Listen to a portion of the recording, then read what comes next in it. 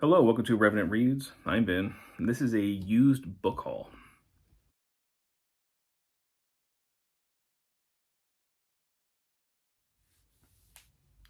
So, last week I went to one of our secondhand bookstores. Some of my UK friends like to call them charity shops. Went to Goodwill, and Goodwill's hit or miss for me. Sometimes they have a decent sized book section. Sometimes I'll go in there and won't find anything, and other times I go in there and I feel like I hit a gold mine. This is somewhere in between those two extremes, but I did walk out with some books. And if you've never been inside a Goodwill, usually when it comes to books, the hard covers are $2, soft covers are $1, but the price tags are also color coded, and each week one of the colors is 50% off. So some of these books were actually $1.50. I think there was maybe $10 for this stack, and I have, I think, 8 books here to show. So I'm just going to go through this kind of quick. Obviously, I haven't read these, so I don't know a lot about them. They were so cheap. I'm like, yeah, that looks interesting. If you've read any of these, this is one of the reasons I show it. I'd like to know what to expect. So here's just a quick one. Connecticut Beer, A History of Nutmeg State Brewing by Will Siss. I enjoy beer.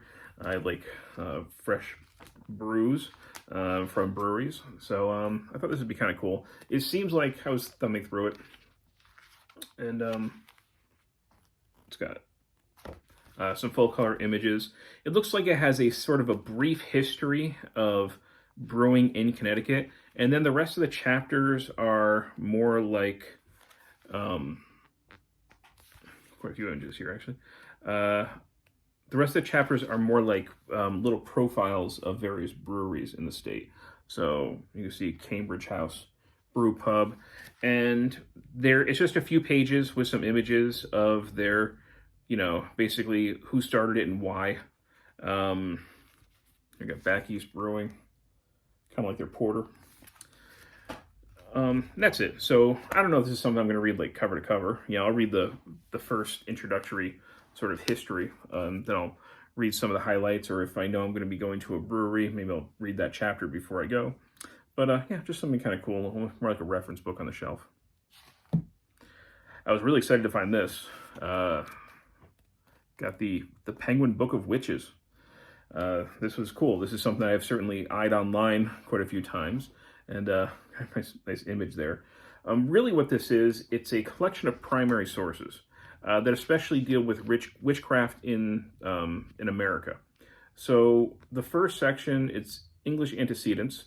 So it's some of the, stuff obviously from England in the 1500s particularly that were written about witches. But then we have a section on early colonies, and you see the kind of thing I'm looking at here.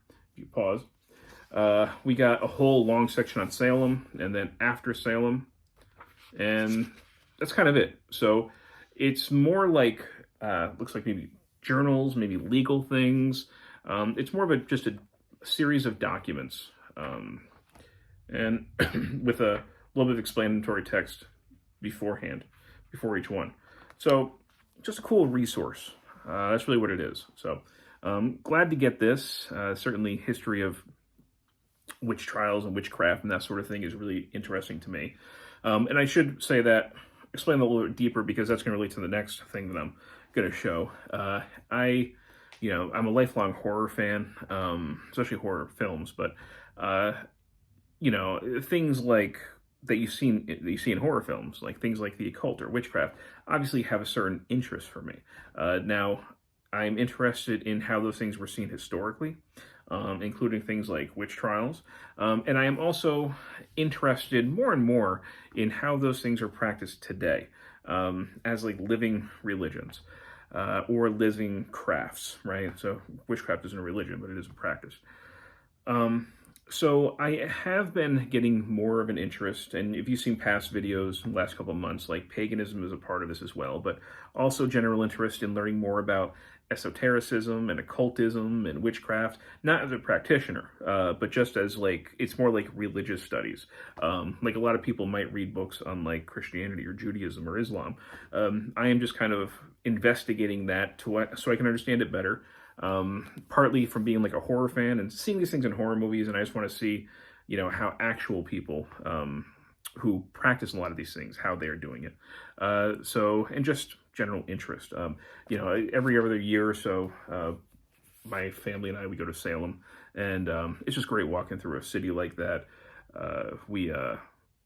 It's got history, it's got horror museums, it's got tons of witch shops and occult shops, and a clothing store for Satanists. I mean, it's a city that I really enjoy being in for various reasons. So I like to understand that stuff more, and that relates to this book that I was kind of surprised to find at my used bookstore, very good condition. Missing Witches: Recovering True Histories of Feminist Magic, by Risa Dickens and Amy Torok. This is not the kind of book that I would generally gravitate towards or buy, but I think it was maybe 50 cents. So I thought, you know what, I might as well take a look through it. And essentially what they're doing here is they have divided the year up into like the Wiccan Wheel of the Year.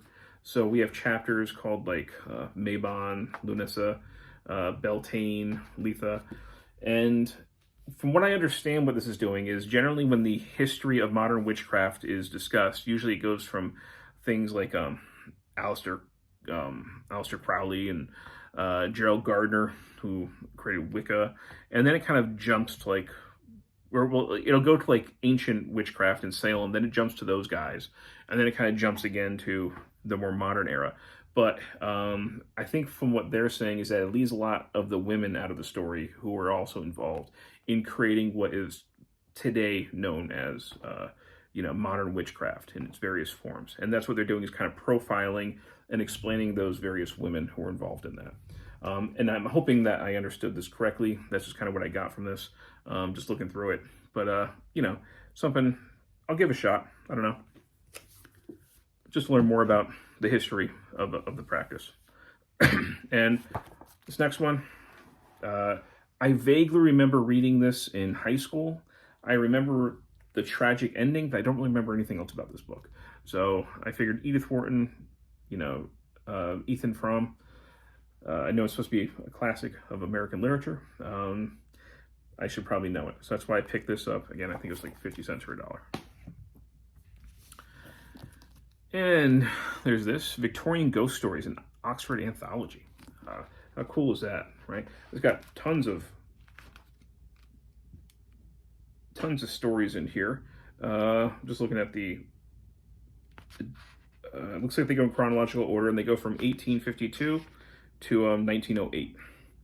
So, just a really cool collection. Love myself a good ghost story. And then we've got this, which, believe it or not, I have not read this historian yet. I have a lot of his books, and I gotta read them at some point. I do plan on reading Band of Brothers in Q4, so I'm gonna get started on him. But I saw this sitting there, Stephen Ambrose, Personal Reflections of an Historian to America.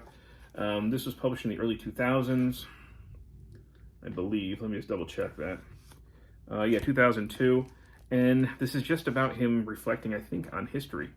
Again, I don't know much about it because I haven't read it, and I haven't read him yet.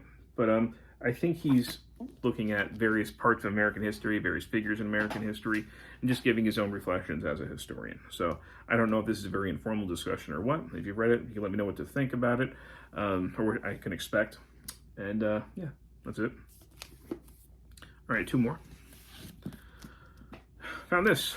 So, American Prometheus, The Triumph and Tragedy of J. Robert Oppenheimer, for a winner of the Pulitzer Prize, and of course the basis for the film Oppenheimer, which I thought was quite good. And I knew a little bit about Oppenheimer. I didn't know certain things that were inside the movie. It'd be nice to actually read the book that it is based on and learn more about him. This edition's a little bit beat up, but not bad. It's usually if a copy is really bad, I don't pick it up. This is kind of just at the cusp of being acceptable for me. And the last book, another author I've not read yet, but I have multiple of his books, and I've heard he's good. So Bernard Cornwell. I do have some of his Saxon Tales books, and I think I have, his book on Agincourt.